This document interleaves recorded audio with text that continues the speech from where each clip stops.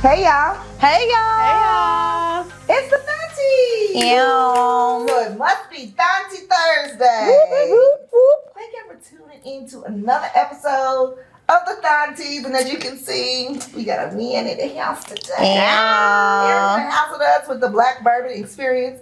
And he's going to do a bourbon tasting. As you can see, baby, we got it laid out. So y'all already know we got cocktails every week, but we getting real sophisticated today. And we're going to try some bourbons. Aaron, thank you for being on our show. Thank you for having me. Thank I appreciate you. you guys having me on here in celebration of the Bourbon Heritage Month. Love Yes, it. this Bourbon Heritage Month, the Thaunties could not let Kentucky girls could not That's let right. September go by without recognizing our number one cash crop, which is bourbon. So Yeah. Aaron's gonna kind of give us the rundown and the lowdown today. So Aaron, when we reached out to you, thank you so much because we reached out to a lot of Black people in the bourbon industry. Granted, the number's not large, but it is growing. So you were very gracious to come on the Thaunties. So when you heard Thaunties, like, what did you think of Thauntie? I thought it was a venue for you guys to share topics that are typically held when Black women get together. Oh, girl. Well, that is much better than every other person. I like that. I love it. Yes. When me and my guys get together, Yeah. we have certain things that we know we're gonna talk about when we get together. And I'm sure it's same for you. Yes. So Yeah. I'm here for it. You're exactly right. And y'all at home are probably thinking, well, what is a Thauntie? Well, a Thauntie is a term of endearment for a mature, confident woman with a turn up in her spirit. Ew. Yes. Because we turned up. Oh, I didn't even let y'all know. So I'm your co-host, Fee. I'm Mika J. And I'm Foxay. Yeah, we make up the Thaunties. And our guest is Aaron. Aaron, you can introduce yourself to the people. My name is Aaron. I'm an amateur bourbon enthusiast. I have an Instagram page. You can find me on Instagram, Black Bourbon Experience. And for the last couple years, I've devoted myself to kind of learning more about whiskey culture and bourbon culture in an attempt to share that more with people of color in a space that's traditionally been held for elitists, white male conservatives. There's a space for us. We're part of bourbon history. We're part of whiskey history. And me and my best friend, Ken Martin, hope to document our amateur bourbon experience and our journey while sharing that and showing people of color that there's a space for you too. Love it. I love that. I love it. So give us some real quick snippets. So where do we fit in history? Like where are... So it's an excellent question. It's a hard question to answer because typically when bourbon and whiskey specifically, because whiskey was first, started to make its emergence here in the colonies, we know slavery was the predominant labor force of the land. And so we know slaves were integral in the manufacturing, the teaching of how to make whiskey, but because of that era, it wasn't documented. Right. So we're learning, for example, Uncle Nearest Tennessee whiskey. We are fortunate that Jack Daniels, who he taught how to make whiskey, his family, one of the few who ever did that back then, actually documented his contributions, the fact that he held a position as a master distiller. That they took photos with him that showed his presence in their distilleries and at their plantations. And so very few of that was done because they didn't feel an obligation to recognize our contributions. So we know they were present. It's just a lot harder to find how and what impact we have. We know we have an impact, but it's finding that when and where and how is very difficult. So what is the difference between bourbon and whiskey? So all bourbon is whiskey, but not all whiskey is bourbon. Okay. So whiskey is an umbrella that encompasses all grain distilled spirits. Okay. So whiskey is a spirit that is distilled from a mixture of different grains, usually wheat, rye, barley, or corn. Okay. Bourbon is a subset of whiskey. There are certain characteristics that have to be present for it to be called bourbon. It has to be made in the United States. Its recipe has to be at least 51% corn. Okay. It can't be distilled over a certain proof. I think it's 160 proof. It can't go in the bottle any less than 125 proof. It can't go in the bottle any lower than 80 proof. And so it is the U.S.'s only native spirit. It's the only spirit that bourbon originated here in the United States. Hence why we have Bourbon Heritage Month. It is it's America's only native spirit. So it is a subsection of what whiskey is. Now whiskey can be rye. We have a rye here you guys are going to try. We have a whiskey, and then we have a bourbon. So we're going to spend some time trying what bourbon isn't, so that when you taste bourbon last, you'll understand, kind of see the differences and the contrasts in the moment. Oh, okay. I didn't know. Now, do you know why Kentucky is so popular for bourbon? Yes. So Kentucky sits on a limestone shelf that makes its water supremely. It makes it the best type of water that for making whiskey. Our corn crops. So whiskey in the United States originally started with rye. The Germans, immigrants came, they bought distillation. They settled up north. They're predominantly grain up north, Maryland, that areas is rye. As we migrated further south, that grain that was more prevalent was corn. And so that on top of the water that's available makes Kentucky a prime place to make whiskey, and specifically bourbon. The only other place in the world where the land sits on a limestone shelf like this is Ireland and Scotland. Oh, okay. Which is where whiskey originated. Yes. Right. Yeah. Scotch. Yeah. Scotch and So Scotch and whiskey is kind of similar. Scotch right? is a whiskey. Oh, okay. So all the distilleries are here for a reason. Yes. It just Yes. ain't because Yes. Yeah. Kentucky. It's because Kentucky. Absolutely. That's about water. It's our water. Scotch is a whiskey. Irish whiskey is a whiskey. Bourbon is a whiskey. Rye is a whiskey. They're all whiskeys. They're just different, different categories. Yeah. And as we're seeing this boom in we're seeing, there are 5 major regions in the world that make whiskey: United States, Canada, right? Crown Royal, right?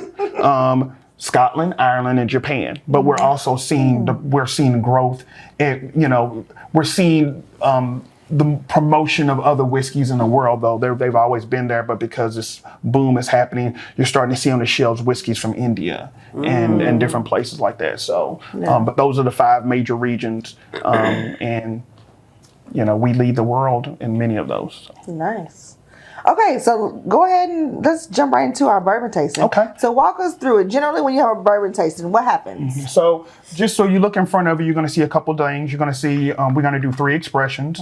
You're going to see this flavor wheel. So this is going to help you kind of determine what you may be tasting. We're going to smell it. We're going to talk about how it tastes. We're also going to talk about how it feels in your mouth. Okay. How it tastes is different from how it feels. So we talk about mouthfeel. Does it feel oily? Does it feel watery? Does it draw moisture from your mouth? So this flavor wheel is going to help you kind of identify maybe some not only aromas but the taste. This red cup is for anything you don't like. Don't feel obligated to drink it. You can spit it out. We may not. We don't feel obligated to finish everything in the glass. Taste as much as you want. Water for us to continue to be hydrated. We have a water droplet because one of the things we're going to do is we're going to add water to it to show you how that also changes the taste of the bourbon and the whiskey. And then we also have chocolate. So at the end, when we get to our bourbon, we're going to do a pairing with chocolate. Okay. So again, we're going to start with what is not bourbon, which is whiskey. Shout out to Michter's. They're my favorite. Is this one? Yeah. Yes, it's that one. Shout out to Michter's. It's my favorite brand. Michter's, their US 1 line is I like it because it's a good entry point for people who are new to whiskey. Their proofs are relatively low. So the first 2 are going to be around 83, 84 proof. And then the last one, the bourbon's going to be 90.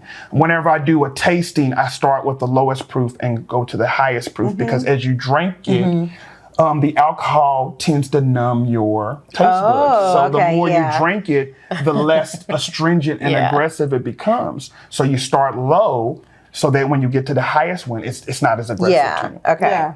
Right? And so we're going to start first with the American whiskey, and we're going to try it I'm going to talk you through it. We're going to try it 3 different ways. Okay. First, we're going to try it neat.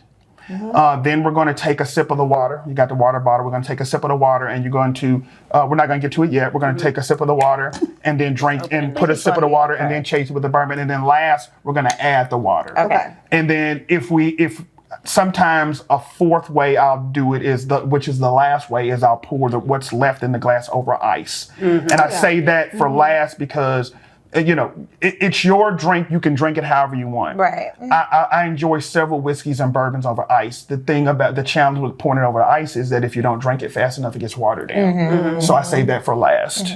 I'd much rather add the water. That way, when it gets to the level I want, I don't have to worry about it. It stays that way. Yeah. So I want you to pick up this first glass. This is going to be their whiskey. If you hold it up to the light, you can see the different colors. It's kind of a copperish color.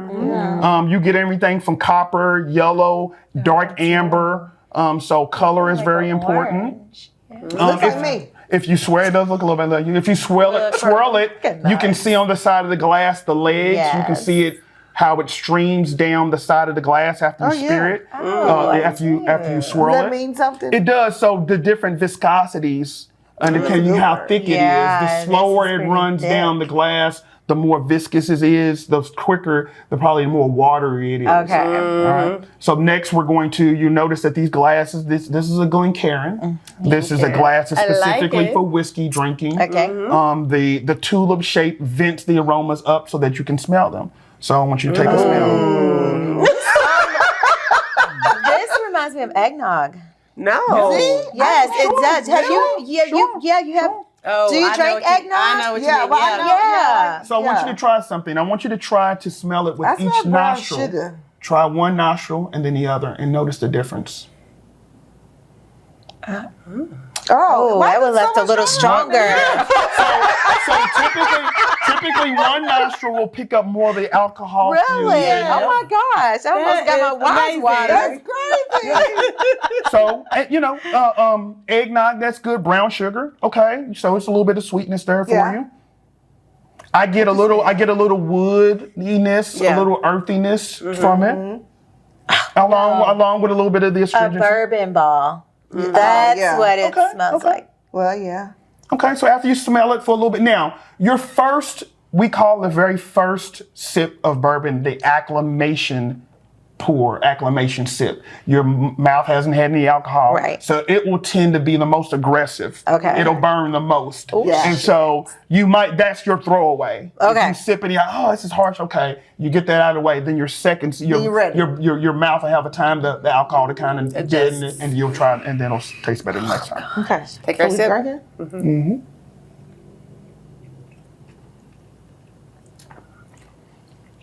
It tastes smoky, like woody. Yep, very woody. I get a little leather. There's a little sweetness on the back, really like confectionery sugar, honeysuckle type sweetness. It's very fleeting though. As soon as I taste it, it's almost gone. Yeah. Yeah. Yeah, I like it. Not too bad. Shit is to get in my eye. This the fume. I know. So the next thing I want you to do is I want you to take your bottle. Okay. You're going to sip the water, and you're going to have your glass ready. Hold on for a second. I'm going to talk you through it first. Okay. So I love to be talked through it. I'm going to give you instructions, tell you what to do. So you're going to sip the water, and you're going to slosh your water around in your mouth. And you're going to swallow a little bit, but I want you to hold a little bit of the water still in your mouth. And then I want you to take a sip of the whiskey and let it mingle together in your mouth. Okay, so don't really drink it. Just like yes. Just take a little sip, swish it around a little bit, swallow just a little bit of it, and then chase it with the bourbon. Let it mingle together.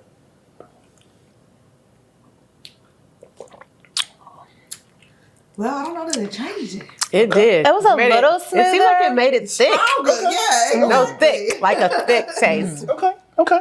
For me, typically, especially for stronger bourbons, it softens it. Yeah, it's often different. I think so. So if you have a really high proof bourbon or whiskey, this is a way to drink it and soften it without pouring the water in. Oh, okay. Right? Yeah. Mm-hmm.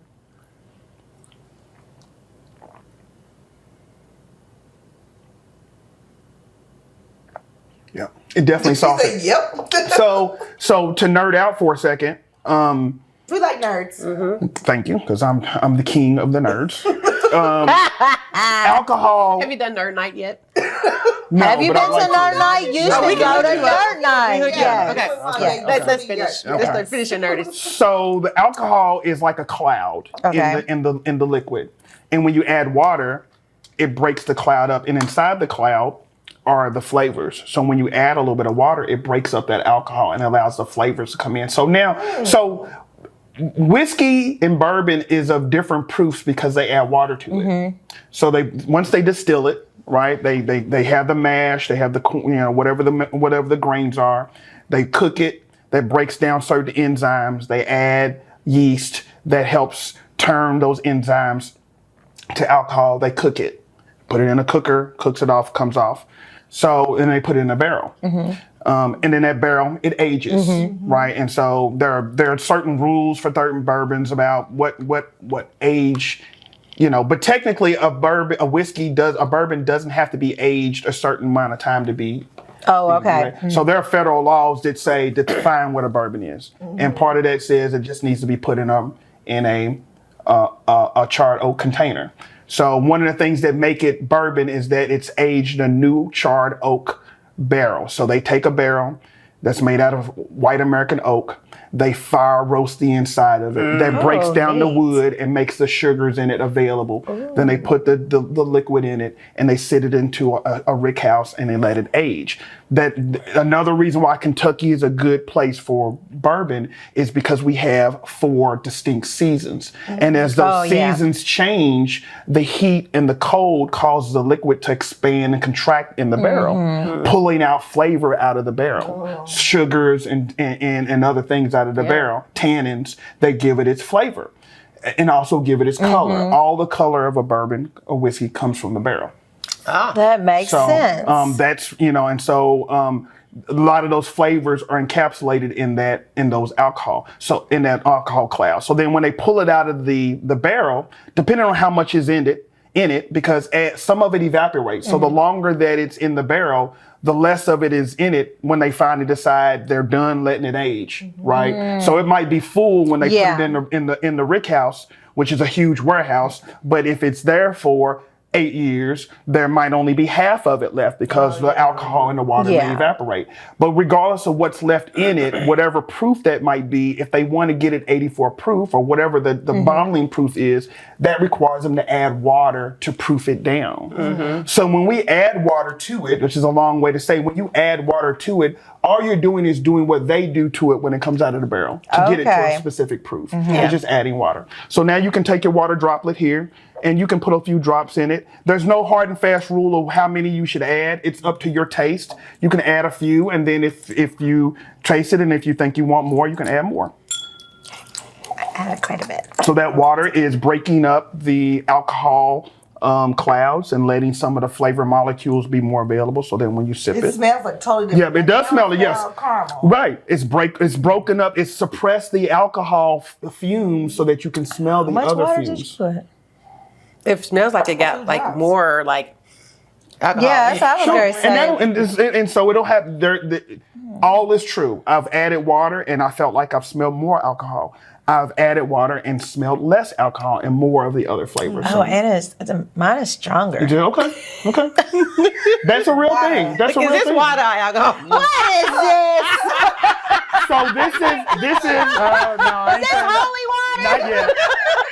Dirty water. You just said, I'm going to get them Exercise, y'all. Thaunties. Satan, y'all demons. It's limestone water. It's supposedly the water that they use to distill. Oh, okay. No wonder. Yeah. Oh, It's distilled water. Yeah. we get limestone water. We might be wise. Walk into any liquor barn. Oh, okay. They sell so it in you a really bottle. get it in a bottle. Oh, okay. Gotcha. Oh, and that's what we should use to mix your drinks with if you wanted like to water it down a little. Look, there are people who will argue that limestone water is the biggest scam in the world. Oh, I was gonna. But say. I've gifted bottles to several of my friends and not said anything. I said, look, try this, add this to your bourbon, and ask me, and come back and let me know if you feel like it has made any difference. And universally, they'll tell me, man, it tastes sweeter when I add the limestone water. So and I didn't. Adding suggestions or tell them, I'd say, I want you to try this and give me your honest opinion. So for me, it's a real thing. And so I wonder, because somebody gave me these limestone rocks one time, like gift set, and I was like, why would I put these rocks? So that's the stone that the water gets filtered through. So the water in the earth filters and through this limestone, and that limestone removes iron and a lot of minerals out of it that if you just use regular water to distill it, it would turn the bourbon black. So how would she utilize those limestones? Yeah, what do you use them for? I think those are just for you to put in the refrigerator and get cold. For ice? And instead of ice. Okay. Yeah. Right, so that you don't have to worry about the ice melting in your drink and watering it. You can buy these stones, put them in the freezer, get them cold, and drop them in. And they probably last a long time.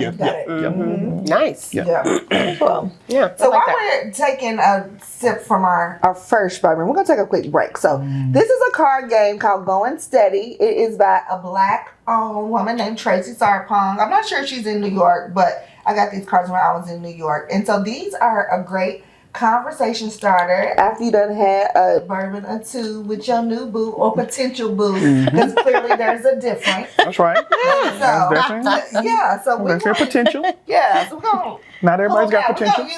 Not everybody. Not everybody. has potential. No, that's a lie. So Not everybody got potential. And you know what? And not everybody can Fit your life. fit your life, and sometimes you see your representative to the date. Like, you can That- show up somebody totally different than who you really are. Sure. But, card Which I games think like is always this- the case. I think we don't always show up who we really are in the beginning of it in a relationship. Yeah. I think we show up in what we believe is our best selves. Yes. The best version of ourselves. Yes. I agree. But that's not always our I agree. everyday self. That's not who we are. So. Yeah, exactly. Yeah. So these type of card games, and especially this Going Steady, it'll help you, figure out somebody's true intent or, what they think, because it's not your normal, that you can't just feed somebody a line of BS. That's right. Yeah. About this Yeah. stuff. So, Aaron, we're going to let you do the first question. Okay. How long does it take to know someone is or isn't for you? I'm going to be honest, it doesn't take very long. Well, where I am now in my life now, it doesn't take very long. I'm a little bit more self-aware in my older age. When I was younger, my desires were different. So I was conquer and move on. Oh. Right. So I was, I did not know, for a variety of different reasons, I did not know what it took to be in a successful relationship. I didn't have an example. I didn't know what that would require. And to be honest, my emotional support I got from my tribe. So if I met you as a woman, I need you for two things. One, to hold a spot if I'm willing to go do something, and two, intimacy. So, but the answer to the question, now that I've spent a lot of time the last couple of years learning more about myself, why I interact in relationships the way that I do. And so I spent a lot of time learning more about myself, and in that, in those discoveries, it also has made me less tolerant. Not gonna say less tolerant. If somebody, That's really the right word. If somebody's not has not done that equal work and stuff for what it's kind of hard. Right. It's kind of hard to and I get it, because I was probably on the other side of that at one point too. A woman sat across from me and said, "You're not ready for where I am. We're not in the same space where we are." And so it doesn't take very long to talk to somebody and have a real honest conversation, if they're really honest about what it is you're looking for and what you want. Just to say, no, I don't think I can give you what you need, which is huge for me, because old Aaron would say what needed to be said just so that I could get what I needed. Yeah. I would know I couldn't give you what you wanted, but as long as I got what I wanted, that was kind of all. And I'll just worry about the rest of it later. So it really doesn't take very long. Now, you know, what's long? I think how much time that is depends on how open or not the lady sitting across from me is willing to be, right? For me to make the determination. And maybe the determination is made because she's not willing to be open. Yeah. And it's like, you're not allowing me to get to know you in a way that lets me make an informed decision, and therefore that is, you know, so. What about you? I don't know. I don't know. I think I know immediately. Immediately? I think I know immediately. It depends. I do think that some dudes you can tell immediately that, you're not really my type.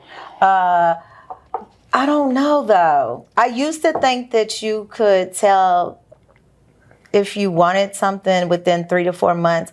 But now I don't know. I feel like sometimes we rush into things. Here's what's interesting about your answers.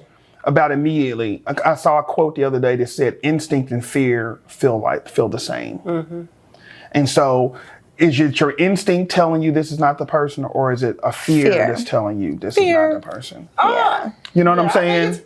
Well, and it might be a little of both. And I think so. But sometimes you're just afraid. Is it that you're afraid to allow yourself to be vulnerable or go down this path, and so you tell yourself, "Oh, it's my instinct," because your brain's designed to protect you. Yes. Yep. And so it's going to, and many times it'll keep you from doing something that makes you feel uncomfortable in an attempt to try to protect you. So is it your fear or is it your instinct telling you this isn't the person? And it's rhetorical. I mean, there's no answer, but I think that's worth asking yourself when you immediately know, or you immediately, you think you immediately know this isn't the person. Why is that? And is it a logical response?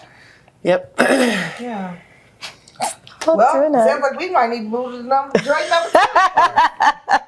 What I'm not afraid to do is drink. I am. Yeah, we have no instinct or fear when it comes to a bourbon. Okay, so let's go to number 2. Okay, so we need to drink our water? You can drink a little bit of water if you want to. Sure, I'll always be drinking water. Yeah, I've always been drinking mine. I got my big old pitcher over here. So another pro tip. Okay. If you have a sleeve or your skin, a way to reset your nostrils for the next pour is to either smell your sleeve or smell your skin. That, like Valentino. Yeah, that resets your nose. So if you do some tours, they'll have like coffee grounds. Stuff like that. That'll help you kind of clear out your nostrils. Okay. Yeah. So next we're doing Michter's rye. And what makes it a rye is in that recipe of grains that they're going to cook and distill, 51% of that mixture is rye.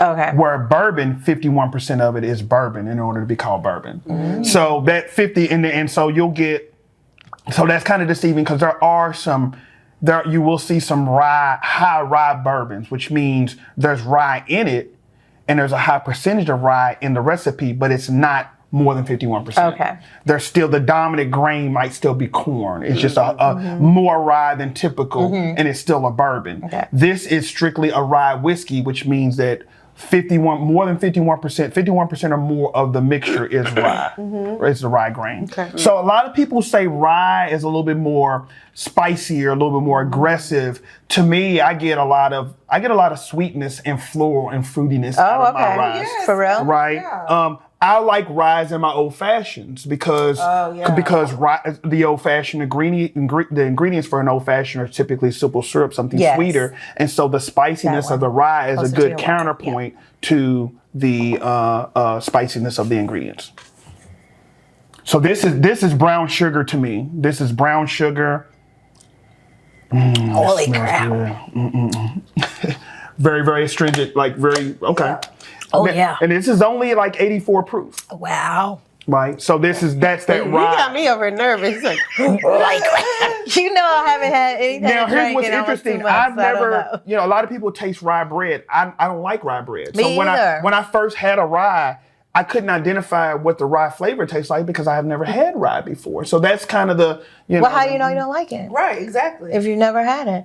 I know I didn't like it because I had it. Yeah, well, I have to change that because at first I thought I didn't like rye whiskeys and I didn't drink them, and then I recommitted to them, and now I really You like really them. like So I could say I That's probably what like rye. I mean, You probably rye. like Sure. It's okay. Sure. It's all about being grown. Who got the best rye bread is the Cheddar Box Cafe. Like Really? I've never had that. I don't even order that. So it's very savory, not sweet. You like it? It's sweeter to the nose to me than the taste. Yeah. Yes, I will say Smells that. sweeter yes. than it tastes. I agree. But it's very savory, very well, cardamom and baking spices and that sage, just that kind of stuff to it. Sip the water first. I was going and to then say, add the this water. makes me feel like So take a sip of the water and see if that changed it for by you. a fireplace. Like this is almost like a cozy Sure. feel. Yeah. Yes, like Right? a warm Yeah. coziness, Yeah. like wood Yeah, fire. you drink it a lot, you might go to sleep. That's what it feels like cozy, like. Let's get Yeah, with a, warm. I don't know. This I makes you think wanna go that this sleep, would be but- really good with hot chocolate. Oh, that's much better. Have you had the bourbon hot chocolate at Paristown? No, but you said Oh my gosh, it's so amazing. But this kind of reminds me of that. Like Now this sip, could be. sip your water and see if Okay. that makes it better for you at all. It makes it a lot better. Like it's so palatable like that. Yeah. Oh, that was way And better I than had the already first. wrapped it Yeah. up. Yeah. So much Wow. better.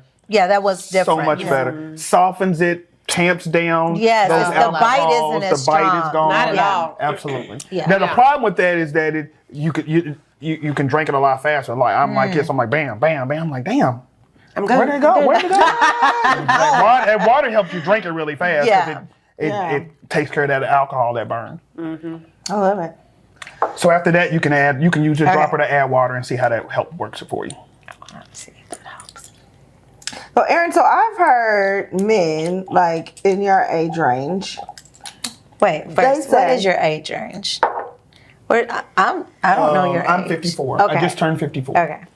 And what was you I gonna just say? assumed. Oh. I just guessed. I just turned 54. But so they say that because I guess it's a debate of why older men like younger women, like 20s and 30-year-old women, and they were like, "I'll tell you why. It's menopause."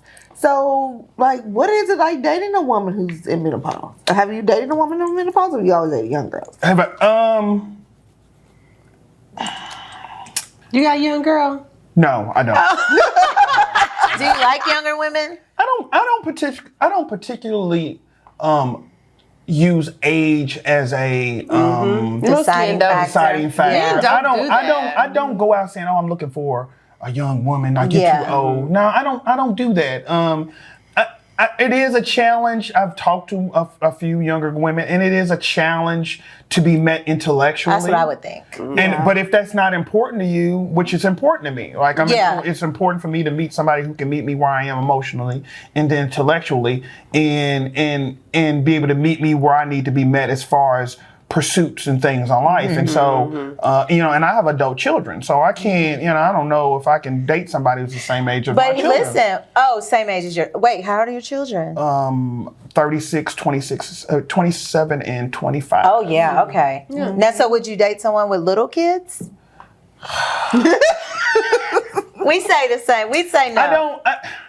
I hate to say no. Why? Oh, But But I'm leaning towards no. We say no only because. no, I love to say no. Well, I do too at this point, but we're past that phase of our life. And for women, I guess it's a little different because we're more of the caregivers. I don't want to do that again. Right, you know what I'm saying? And I'm 100% to you. My I'm grandkids, with you. I will. Sure, I'm sure. going to tell you that. But I agree with you. There's a certain amount of guilt I feel when I say that because I was a single parent. I raised my oldest son, and so I know what it's like to be a single parent, and and nobody likes to be disqualified, and so I can understand how that can feel to someone to be saying, "Well, you got kids, I can't do it," because I'm at a place now like I'm not trying to raise a whole nother kid again. Yeah. But you're making me feel bad. You know, Right. but Because I can see why maybe someone would feel like I think like No, we that's left just them going back out. to letting you know if somebody is or isn't for you. That's a hard boundary, right? That's know. nothing For wrong me- with that. Yeah, that's a boundary. I would, I don't feel bad. I would say I take this stance. If you have young children, you really have to have it going on. Like you really got to have your act together. You got to really have a good relationship with your baby's daddy. He's got to be participating. Like you got to have all that, you know. And don't get me wrong, I love kids, but I've raised mine, and so and I'm not. I won't. I try not to say never. Yeah. But for me to take that step. To turn to my children and say, oh, I'm about to raise somebody else's 7 or 8 year old, it's got to be because I can say the person who is the mother that is phenomenal. It's phenomenal. Her, you know, her qualifications are She can do it so without much. me. She can do it and has been doing it without me. And I'm not bringing no drama home. Right. I'm not dealing with no nonsense. She's got to have all that going on before I take that stance. But do you think also that that the whole the reason why we say a hard nose is because we are women and we're past the stage of That's what raising our I kids. think that's honestly. I think for men though, I think if I'm not trying to put words in men's mouth, but if you were a younger guy, that probably wouldn't be the same.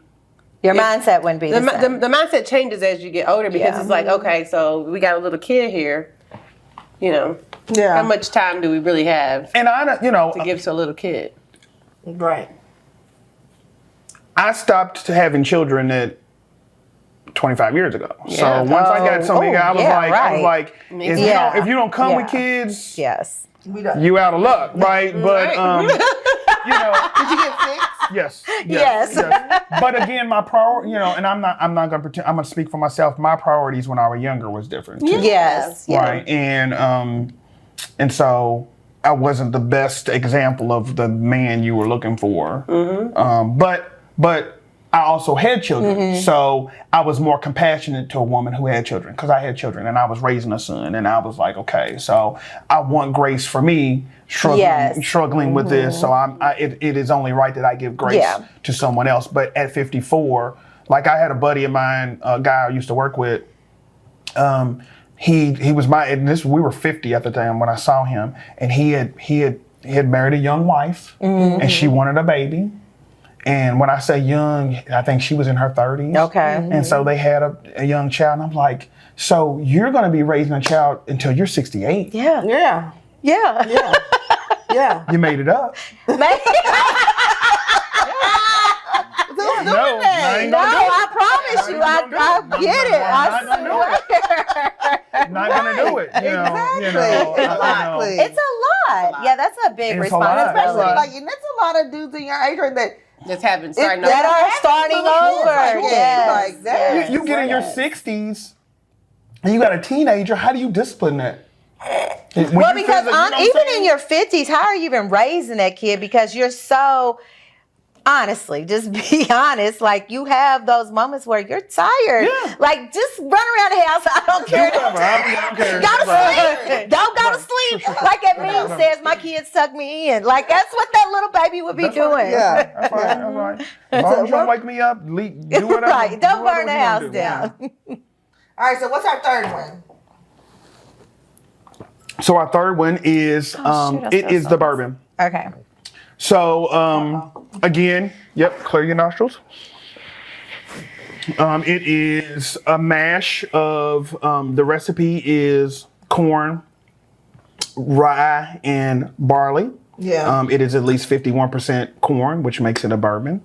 It don't have legs. It's a little darker. Yeah, I got It's a legs. little darker. Yep, you're right. It's very watery. There's very little, hardly nothing clinging to the side. Yeah. You're 100% right. To me, this is a little darker than the others. I thought so too. It's darker. It's darker. You're crazy. What's your nose tell you? So to walk This back wasn't as strong as the when you other put it in your mouth, is it oily? So think about it. Is it oily? Is it dry? Is it viscous? Is it syrupy? Those are the kind of things that are not taste, but that mouthfeel. Sense. Yes, Wait, you that feel sense. like this is stronger? This smells stronger than the other ones? I thought that very first one, it almost brought a tear to my eye. No, I don't think This is smooth. This, oh, it is So smooth? good. Okay. Yeah, you remember the first yeah. time we had Michters? We were at Jeff Ruby's and Tara's bachelorette party, and this Oh, older my white goodness. gentleman It's delicious. was just Oh, bought that us was some way shots. better than everything. This is so good. Oh, I do remember Yeah, that. Shout out to him. That's what made me like Michters. Yeah, it's smooth. So before you add water, Okay. we're gonna use the chocolate before we add anything to it.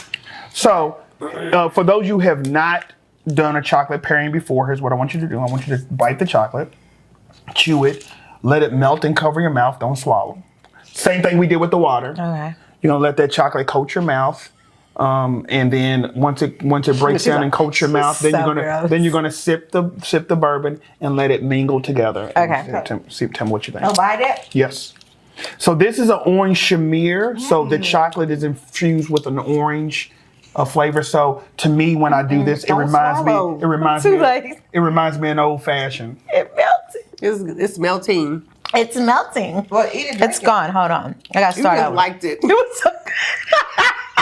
She's so good. Oh, this is so good. I keep it in the front of my mouth so I don't That's swallow. exactly what's supposed What, did you bite it? You all bite one? Can we have this? Yep. Now sip your bourbon. That is so good. Like that orange just jumped out. Oh. Yum. Yeah. Dude. That's right. You making it erotic. Dude. Pound it up. Yes. And this, ladies and gentlemen, is We're why gonna I sign used off to be. now. We're gonna sign off now. Signing off. Used to be a little hoe. So it's a good question. So tell us which bourbon that is ideal. Like if you want to get your back blown out, or if you want to blow somebody's back out, like which That's one would rich. you pick? That's a good question. Is it? So You got some more of them chocolates. because I've never used it like that before. So Really? yeah, You don't? The way you talk, you might as well add it to your repertoire. So here's why. I've found very few women who are bourbon enthusiasts. Yeah. I agree. Mhm. Right. Tequila is the big thing. Yes. Yeah. Everybody first it was vodka, it was Ciroc, and Yeah. all these Grey flavors. Goose, Grey yeah. Goose. Now it's tequila. So that's the big thing now. So where you walk in a liquor store and it was maybe a small section of tequila, now it's a whole lot. Yeah. Right. And so I think it's not necessarily the bourbon itself, but the ambiance I create. I told you. You make it very So if I erotic. bring you in and I got some candles and I got the chocolates and I got You gonna cook some and- dinner too? Strawberries. Right. Yeah. It's Oh not- shit! It's The chocolate covered strawberries. With that chocolate. Yes. That chocolate. I wonder if does this pair with white chocolate? Yes. So Angels Envy has a tour. Oh, yeah. And when I you know go that. on their tour, they pair their bourbons, one with dark chocolate and one with white chocolate. Now, white chocolate doesn't melt the same. No, it doesn't. And But it's so not- good. Right. It's not like this. Shut so up. it's to me it's not it's good, but it's not as Not as good as the chocolate. because it doesn't melt like this does. I think the water kind of made that It even made it stronger. smoother.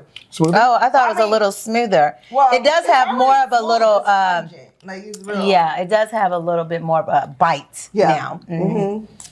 Well, Erin, thank you so much. This for being was on our so show. cool. Like this was very helpful. My You pleasure. are so informative. It's Yes. fun. Yes. Probably have some new bourbon drinkers here. Yeah. You are more than welcome. I have I have a group of friends that we are.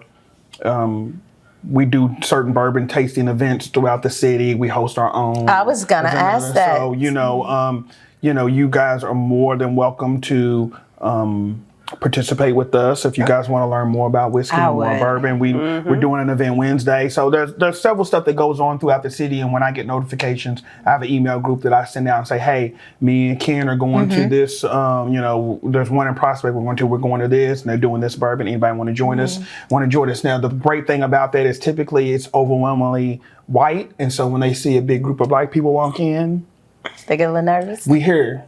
Yeah, that's right. Yeah, move aside. We drink bourbon too, and so you might be uncomfortable, Yeah. but get used to it because Right. we here and we drinking bourbon too. So But I they love us. pretty much are friendly, right? Yeah, but that's we expect them to be. Yeah. We Yeah. expect them to be cordial Yeah. and friendly in our faces. Right. They could be cussing us when That they walk part. away, but that's okay because then we ain't going nowhere. Yeah. So Right. you better get used to us seeing it. So the fact that we can insert and bring black faces into these spaces and people who know what we're talking about when we talk about bourbon. Right. Because when I was young, I drunk it just for the effect, but now I drink it for the taste. I enjoy the taste. Yeah. I enjoy the idea that it brings people together. This is the reason why I love bourbon, because it brings people Yeah. together and we have discussions. This is a vehicle that allows us to talk about relationships and what's Yeah. going on in the Yeah. world, this and another, while we're sipping on something and Yes. talking about how it tastes. But it's the most thing that I love about it the most is the fact that it brings people together and we have discussions at the table just like this. Yeah. This was fun. I like that. I enjoyed this. This I is like super that. fun. So every week we do like to do a listen to your Thauntie, where we give a gem of nuggets, some wisdom, or just been a lot of gems today. Like very insightful. But just real quick, anything that's on your heart that can help inspire someone or encourage someone. Wow. So I'm gonna get a little. It's interesting that you said that. I just buried my grandmother Sunday. Oh, I'm sorry. And it's okay because I'm learning that grief can be a gift. Because grief can remind you, it's a memory. There's so many people here who don't have their faculties, are not, because of mental illness or whatever, are no longer able to understand and interact in the world around us. And so the fact that my memories, I'm able to remember my loved ones is a gift to me. And so sometimes it can be painful, and that's okay. Sometimes you just got to sit in that pain and get through it. But I'm blessed to be able to remember the people who impacted my life. And so, remember, treasure those memories that you have. They're a gift to you. That was good. What you got, Mix? I kind of want to piggyback off of that. I mean, I think that we have to be grateful for the people that stick around in your life, especially if they've stayed with you through seasons. You have a lot of people who aren't there through every season, and I think you learn the value of your friendships and when people can go through each season with you. So cherish the ones who do stay, and also you can cherish the ones who are no longer a part of your journey because at some point they did something or something happened that no longer requires them to be part of that next chapter of your life. So as he said, just cherish whatever memories you have because we only get one. We get one life, and I think that at this point of my life, I'm just trying to live in the moment. Like I've always been, and I'm very much a control freak, and I have finally just let go, just allow God to do whatever it is He wants to do in my life. And I'm just enjoying this ride. Yeah. So I just think if you can learn that lesson sooner, then you do yourself a great service. Fox, what about you? I'm gonna say just love yourself. Yeah. You love yourself and just love on yourself. A lot of times I think we are very, very hard on ourselves and we hold ourselves very, very, very to a very strict I did this wrong, I did that. Yeah. But it's okay. Just keep going. I love on myself with bourbon. Love on yourself, treat yourself, self-care. All the things. Put yourself first. That's right. All the Do things. that. All the things. Well, I saw a quote this week from Rob Hill Sr. that said, "An authentic existence, not a performative presence. So just show up as yourself, Just- not your representative. Yes, yourself. Yeah, show up in yourself. Yeah. And you should be good. And you'll just be yourself. Whoever's feeling you will be there, and whoever's That part. they won't. Yeah, that there it is. Yeah. So Aaron, how can people follow you on the socials? It's very simple. If you just type in on Instagram, the Black Bourbon Experience, you will find me. We're just starting, so I'm older, so I'm still trying to figure out the how to best maximize my social media presence. But we're working on it. But we do use it as an opportunity to kind of chronicle our journey. So you can find us there, and we're going to work on expanding from there. Nice. Yeah, and so we have Picking Up the Pieces, a community team up giveaway with the ladies of Gracefully Broken, Englehart Elementary, October 12th, Englehart Elementary from 10 a.m. to 2 p.m. You can come. It's really to support the community and families who are trying to get their lives back on track, and they might need a couple bowls and plates for their kitchen, and it's just a way just to give back. So, but if you have items that you'd like to give away, there's 3 donation locations. Check our social medias for those locations, and we'd appreciate all of the donations. If you want to make a monetary donation, you see our cash out down at the bottom. Yes, Awesome. it is a community event, so if you do want to make a donation, we can use that towards food because we are planning to serve the community also that day. Yeah. But until then, like, subscribe, and share. Raise your Drink glasses. bourbon. Thank you. Thank you. Happy birthday, Good Mom. night. Clink, or you'll have 7 years of bad sex. Oh, I didn't Wait, know what? that. You'll have 7 years of bad sex. Not that. I need y'all. I to don't get need this that. out of That's my clink head. clink. Look at All right, I didn't see. Okay. Look at you. Hold on, girl, because I don't like it. Bye.